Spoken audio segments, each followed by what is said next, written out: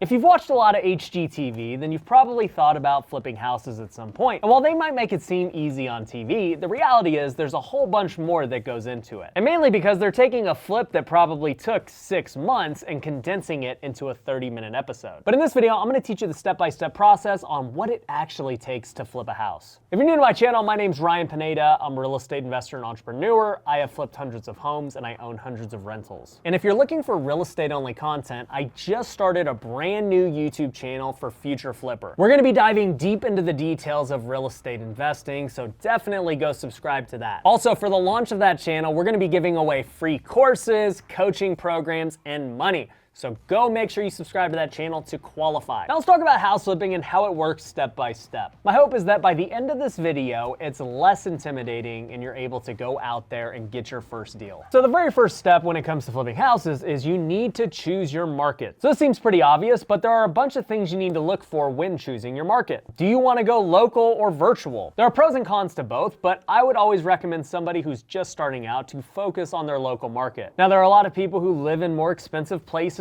like California, and they'll say, well, Ryan, how am I supposed to flip over here? The prices are too expensive. And I'm going to cover that objection later on in this video, but here's the truth. Getting the money to flip a house is actually the easiest step of the process. It took me years before I finally started flipping houses in 2015 because I thought I needed to save up all this money, or I needed some kind of rich uncle who had the money to fund it. But if I knew then what I know now, I would have gotten started years sooner because it's very easy to get the money to flip a house. But nonetheless, when it comes to the market, figure out whether you're gonna go local or virtual. Now, once you decide that, another factor to think about when choosing a market is the supply. The way that you measure supply is by taking the number of active homes and dividing it by the amount of homes sold in the last 30 days. So for instance, let's say that there are 3,000 active homes on the market. These are ones that are available to purchase. And let's just say in the last 30 days, there have been over 1,000 houses that have sold.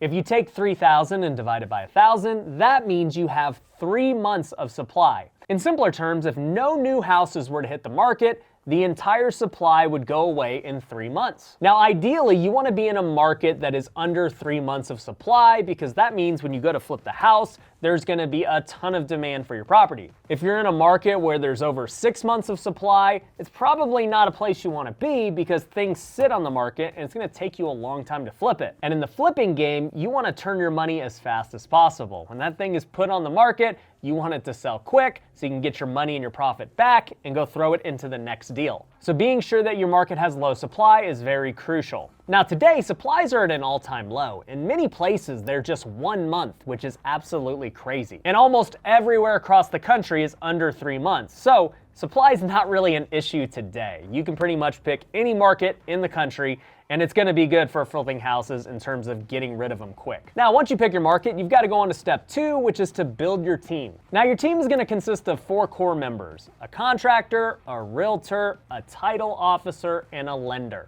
Eventually, you'll have multiple people who can fill this role, but for now, as a beginner, make sure you're focusing on finding one person in each of these categories. Obviously, your contractor is going to be the one who helps you fix up the house. Your realtor is going to be the person that helps you sell the house. The title officer, or sometimes called the escrow officer, is going to be the one that handles the transaction of the sale. And your lender is going to be the person who funds the deal. Now, if you're looking for any of these people, I always recommend putting it out there on social media and asking people in the business for referrals. To me, referrals are always going to be your best bet with finding good people, because if somebody is willing to refer somebody else, that means they vouch for them. And nobody wants to vouch for somebody that's gonna do bad. I'm certainly not gonna refer people that I don't think can do a good job. So shoot for referrals if you can for all of these positions. But to give you some other ideas, if you're looking for a contractor, one thing I would suggest doing is going to Home Depot very early in the morning. Go stand by the pro desk and see all of these people who are buying materials. Most of these guys are contractors, and you can go introduce yourself and get their contact information. Let them know that you flip houses and you're looking for contractors to help you with your flip. When looking for a realtor, I would focus on going after somebody who's doing business, but not too much business. You see, when flipping houses, if you're making offers on the MLS, you're gonna be making a lot of lowball offers that big experienced realtors don't really have time for. But by getting somebody who's got some experience and maybe who's not as busy, they have the time for it and they might be willing to do it for you. So you could simply go on Zillow and figure out who are the local agents over there who are maybe doing a few deals a year or maybe one a month. but I wouldn't be going after an agent who's doing over 50 a year because they don't have time to do it for you. Now, once you find that realtor, you'd want to just ask them for their escrow officer. The biggest key with an escrow officer is that you want somebody who understands flipping houses and wholesaling.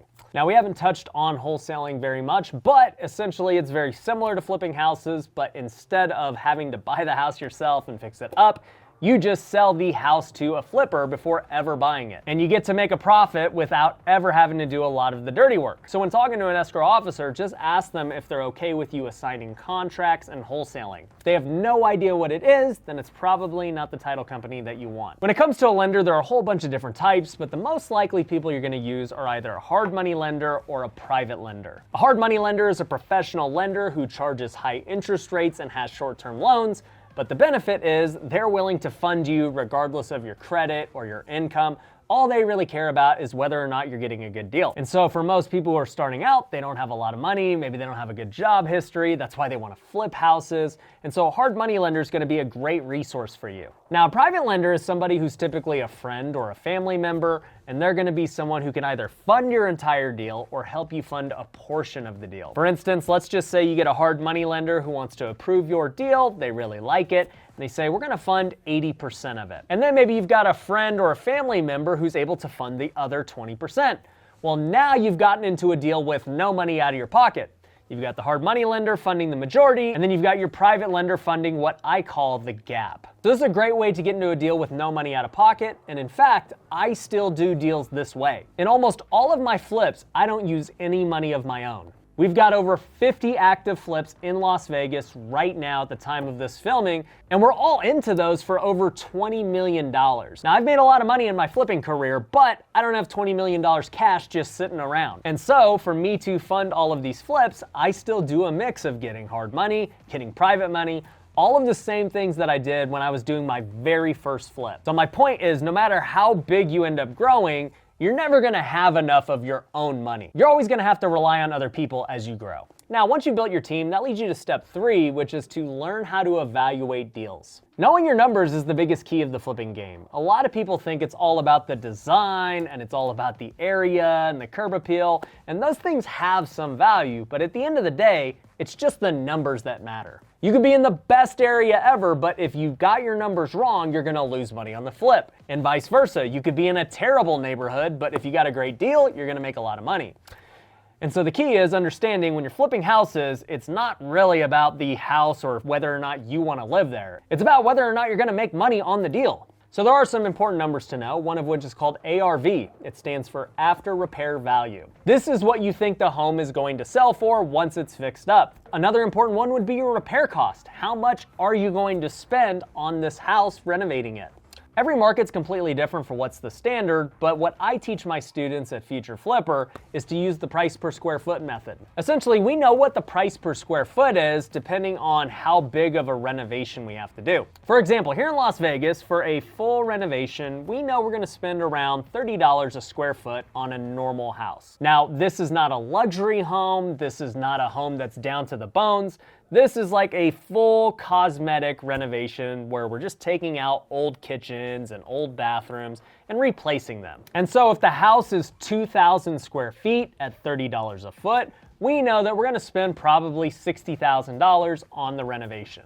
But understanding what those costs are in your market and what kind of renovation you're doing on that specific property is gonna determine whether or not your repair costs are accurate. Another big one would be your money cost. Your money cost will vary depending on what kind of deal you work out with your hard money lender and your private lender.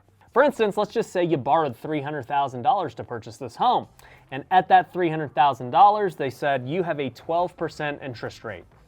Now you might be saying, that's a really high interest rate, Ryan. Well, that's really common with hard money loans. There's a cost to doing business quickly and flipping houses. And it's okay as long as you factor it in appropriately. So at a 12% interest rate on $300,000, I know that I'm gonna be paying $3,000 a month in money costs. And from there, we just have to estimate what our hold time would be. So if I know my hold time is gonna be 6 months from the day I buy it to the day it finally sells, then I know I'm gonna spend about $18,000 in money cost. So the key is just getting familiar with those numbers and making sure you have a big enough buffer to protect yourself in the event that you're wrong. Now, once you learn how to evaluate deals, the fourth thing you need to do is go out and find a deal. There are really three main ways to find deals. The first is on the MLS, the second is through wholesalers, and the third is direct-to-seller marketing. So the MLS is pretty simple. These are all the properties that are currently on the market. Just go out there, get your realtor, and start making offers on them. The second is wholesalers. We talked about this a little bit earlier with wholesaling real estate and how you don't need money.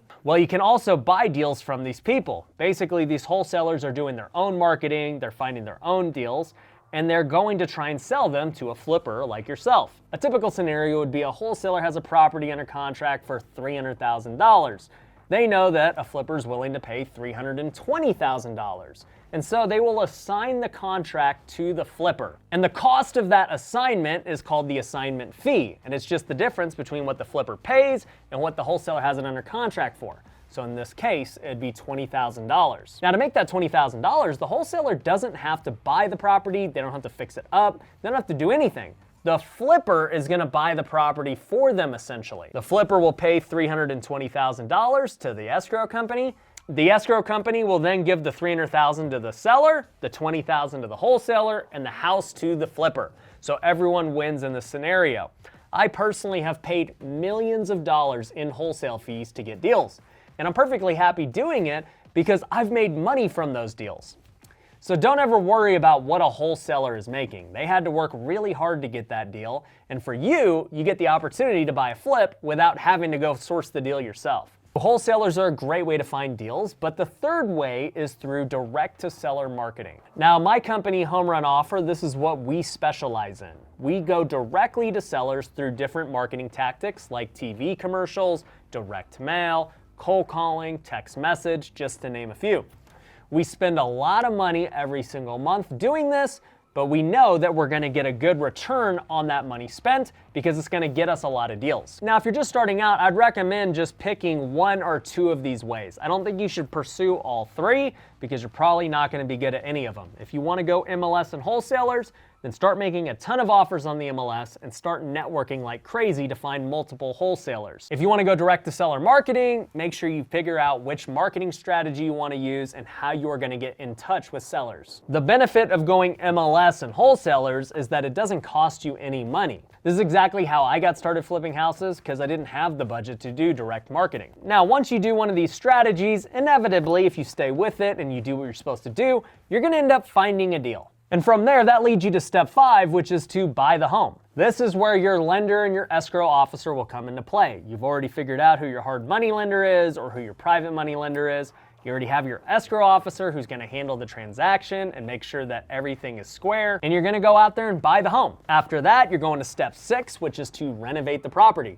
Now your contractor is finally coming into play. And I should also add, before you ever got to this step, when you were in escrow to go purchase this home, your contractor should have already walked it and told you what it is gonna cost to renovate this home. Like we talked about with understanding your numbers, you need to know what it costs for construction. The best way to do that is to get your contractor in the house and walk it and take you through step by step how much it's going to cost, what this piece will cost, how much this kitchen will cost. That way you can start getting an idea of each individual section. Now, assuming everything goes good, you're gonna manage that project, your contractor is gonna get it fixed up, and that leads you to step 7, which is to list the home. This is where your realtor finally jumps in and they're gonna give you some guidance on how much to list the property for. I should also add that when you were purchasing the property, the realtor should have already been talking to you about what they think it can potentially sell for once it's fixed up. This would be your after repair value. None of these numbers should be things that you didn't know or anticipate going into the deal. You have this whole team built out so that they can help you evaluate the deal better and ensure that you're profitable. Now, once your realtor lists it, you should get an offer pretty quickly in today's market as long as you're priced right. And then eventually that leads to step 8, which is to sell the home. Once you sell the home, it's official, you are finally paid, and your first flip is complete. That is the step-by-step process of how a house flip works. We've done it hundreds of times here at my company, and we've taught thousands of students at Future Flipper how to do the same. Now, I will add one thing if you've made it this far in the video and you've never done a deal. The biggest thing I would have did differently when I started flipping houses was get a coach. You can watch the rest of my YouTube videos and they're gonna help you out, But there is nothing better than getting a coach and somebody who's going to keep you accountable on a daily and a weekly basis. There's a lot more that goes into each step than I mentioned. Obviously, this is a YouTube video. I can't talk about every problem you'll encounter, but when you have coaching, you have somebody that's already been through those problems and they can help you get through them as well. And on top of that, a good coaching program will keep you up to date with what's going on in the market, new trends that you should be taking advantage of, and just overall feedback to your business. So if you're serious about flipping houses, I'd highly suggest my coaching program at Future Flipper. I don't care if you've never done a deal, we can help you get that first one. I've helped a lot of students scale to over 7 figures a year, and I've helped a lot of students get their very first deal.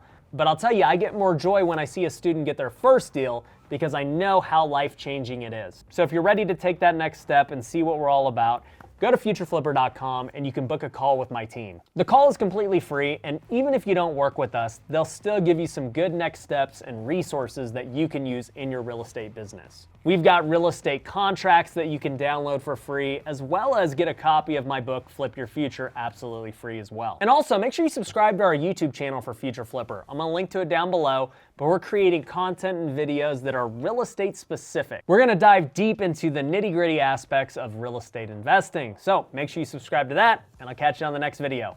Peace.